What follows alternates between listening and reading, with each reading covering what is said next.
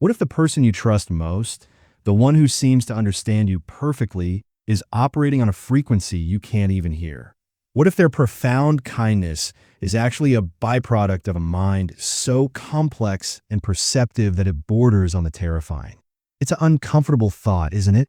That the very traits that draw us to someone could be the same ones that send a shiver down our spines when we truly comprehend their depth. Welcome, everyone. We're embarking on a journey into the labyrinthine mind of the INFJ, the advocate, the oracle, the confidant. They're the rarest personality type, a paradox wrapped in an enigma, making up a mere sliver of the population. But their impact is anything small. They move through the world not as participants, but often as observers, archivists of the human condition, armed with a quiet intensity that can either heal or unnerve. But here's the crucial, spine-tingling caveat. They're almost never aware of the effect they have. Their most astonishing behaviors are as natural to them as breathing. They aren't trying to be cryptic or intense. Their brain is simply wired to process the world in high definition, surround sound emotion, and intuition, while the rest of us are seeing in standard definition. So, fasten your seatbelts. We're not just listing traits. We're going to dissect the machinery behind them. We're exploring the 10 profoundly unsettling things INFJs do on autopilot, and why it leaves the rest of us feeling so utterly seen. 1. The unsettling art of X-ray perception, seeing the blueprint of your soul. Let's start with their most famous party trick, the ability to see straight through the theater of social interaction and into the raw, unedited truth of a person. This isn't just about being a good judge of character. This is about perceiving the blueprint of someone's psyche before the walls are even built. An INFJ doesn't just listen to your words. They download the metadata. Their dominant cognitive function, introverted intuition, is a supercomputer running in the background 24/7. It's not a conscious process. It's a silent, relentless synthesis of a million microsignals. The half-truth that doesn't quite align with the story you told last week. The flicker of shame in your eyes when you talk about your job. The way your posture changes when a certain person enters the room. Their brain collates this information and presents them with a finished thesis on your emotional state, often before you've even finished your opening paragraph. The truly chilling part? The INFJ's conclusions feel like knowledge, not opinion. It's a knowing that arrives fully formed in their consciousness. They can't always tell you how they know you're grieving a loss you never mentioned, or that you're deeply unhappy in a relationship you publicly proclaim is perfect. They just do. For the person being perceived, it's a uniquely vulnerable experience. It's like living in a house of mirrors, only to realize the INFJ isn't looking at the reflections.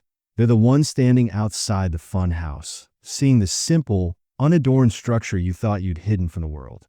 2. The emotional sponge effect, drowning in a sea that isn't theirs. If their intuition is the radar, their auxiliary function, extrovert feeling, is the absorption array. An INFJ doesn't just observe the emotional weather of a room. They become the weather. They are involuntary empaths, walking into a boardroom and feeling the lingering tension from a heated morning meeting.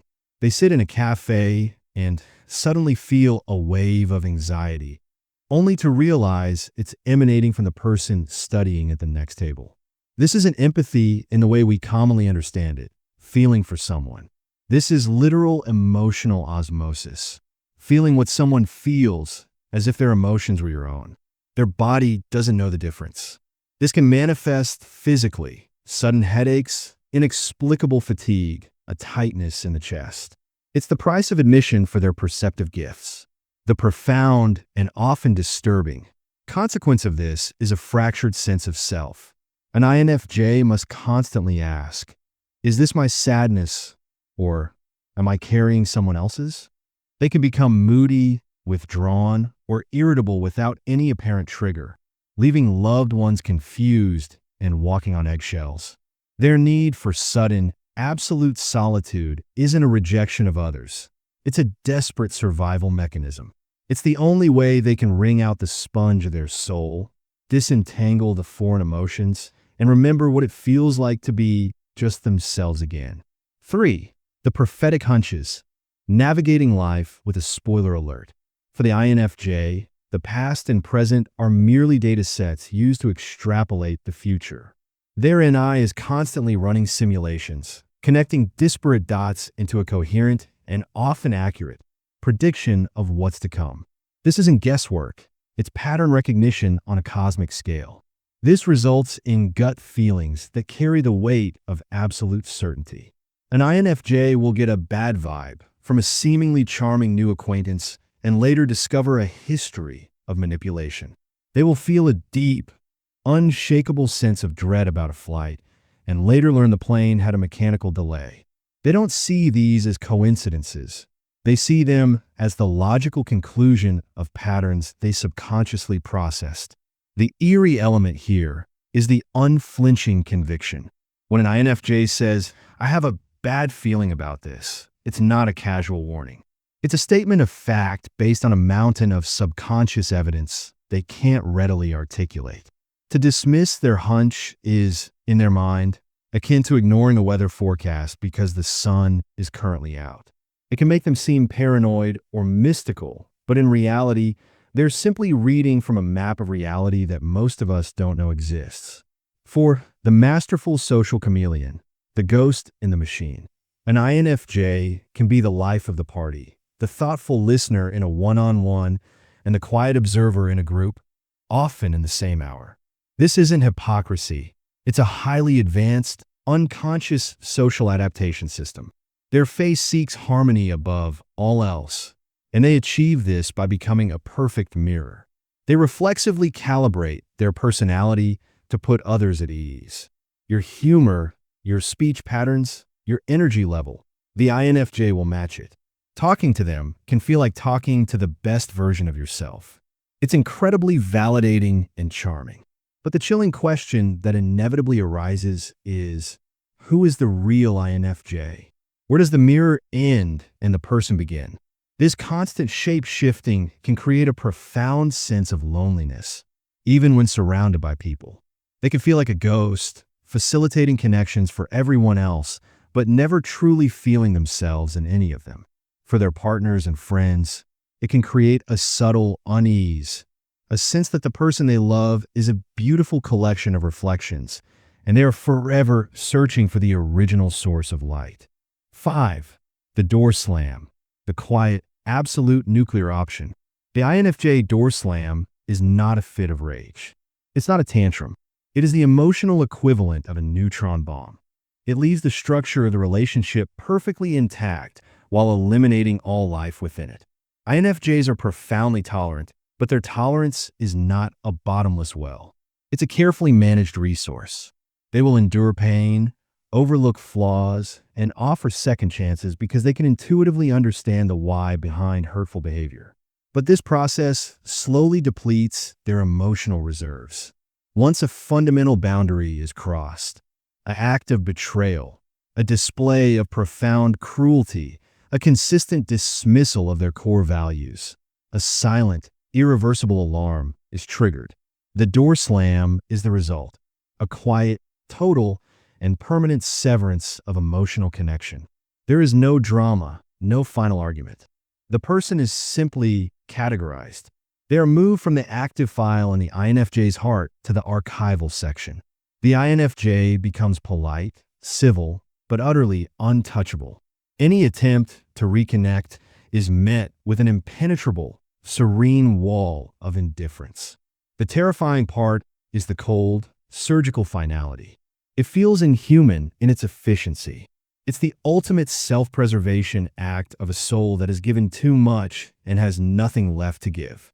For the person on the receiving end, it's a bewildering and devastating experience to be exiled from someone's emotional world without a trial. 6. The hypnotic, soul-acquiring gaze. Look into an INFJ's eyes during a deep conversation.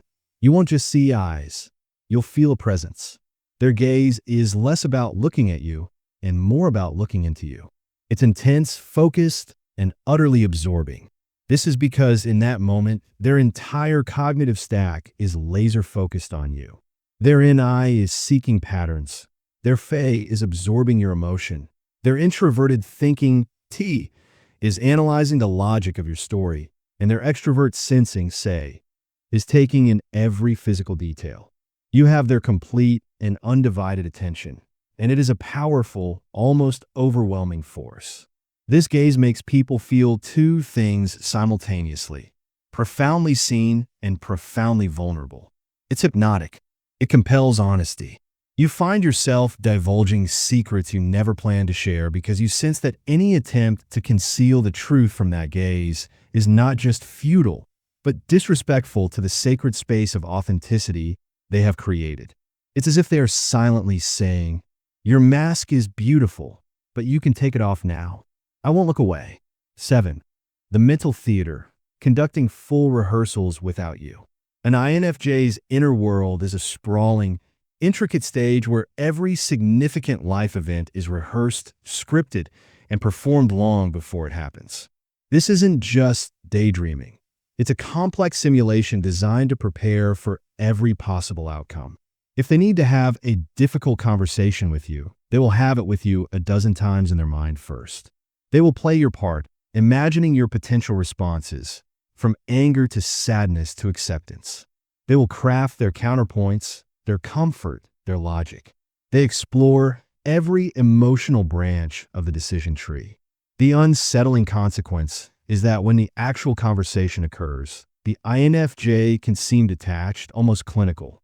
They might respond to your emotional outburst, not with surprise, but with a pre-prepared calmness that can feel invalidating. Why aren't you more upset? You might think. The answer is that they've already navigated this emotional terrain in their private mental theater. The live performance is just the final run-through. It can make their interactions feel strangely scripted, robbing them of the raw, spontaneous emotion that defines human connection. 8. The uncanny confessional, drawing out your secrets without trying. People confess to INFJs. Strangers on airplanes, colleagues at work, old friends, they all feel this inexplicable urge to unpack their deepest secrets and hand them to the INFJ for safekeeping. The INFJ doesn't even have to ask. They just have to listen. This happens because the INFJ radiates a rare combination of deep perception and radical non-judgment. People sense, on an intuitive level, that this is a person who will not only understand their darkness, but will also hold it with care. The INFJ becomes a living, breathing diary. The weight of this is immense and chilling. An INFJ can know the person's most profound shames and joys, creating a false sense of deep intimacy. They know you intimately, but you may know very little about them because they are always in the role of the keeper. This creates a deeply asymmetric relationship and a loneliness for the INFJ, who is trusted with everyone's truth, but often feels they have no one they can trust with their own. 9. The idealism trap, falling in love with a ghost. INFJs are not in love with the world as it is. They are in love with the world as it could be. Their NI is constantly envisioning potential, perfect futures. This is a magnificent gift for innovation and art, but a terrifying trap in personal relationships. They can fall in love with the potential in a person. They see the brilliant, kind, healed version of you that exists in their mind's eye, and they pour all their energy into helping you become that ghost. They can endure present-day pain, inconsistency, or even toxicity because they are so committed to the beautiful future they are sure is coming. This is a recipe for profound anguish. It means they often ignore glaring red flags, making excuses for behavior that anyone else would walk away from.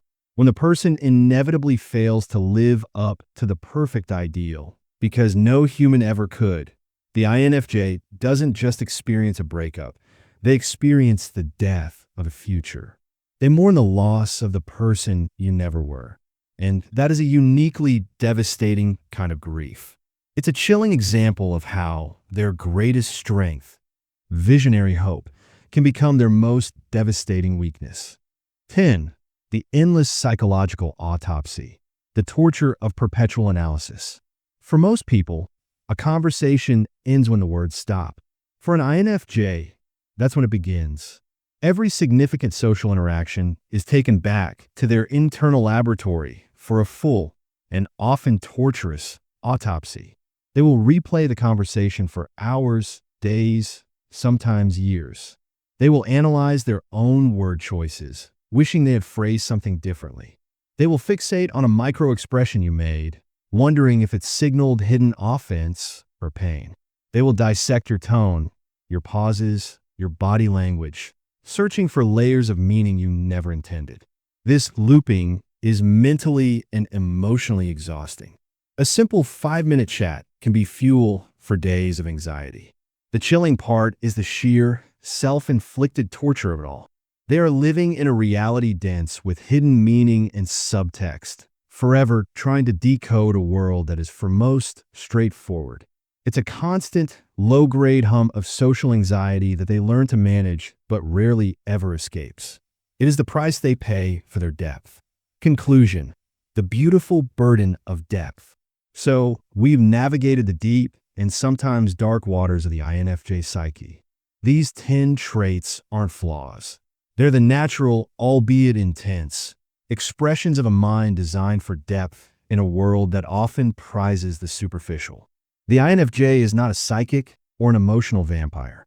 They are an idealist, a healer, and a perceiver.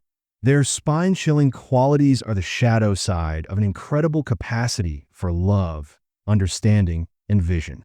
They unsettle us because they reflect back a version of ourselves that is more honest, more complex, and more real than we are comfortable with.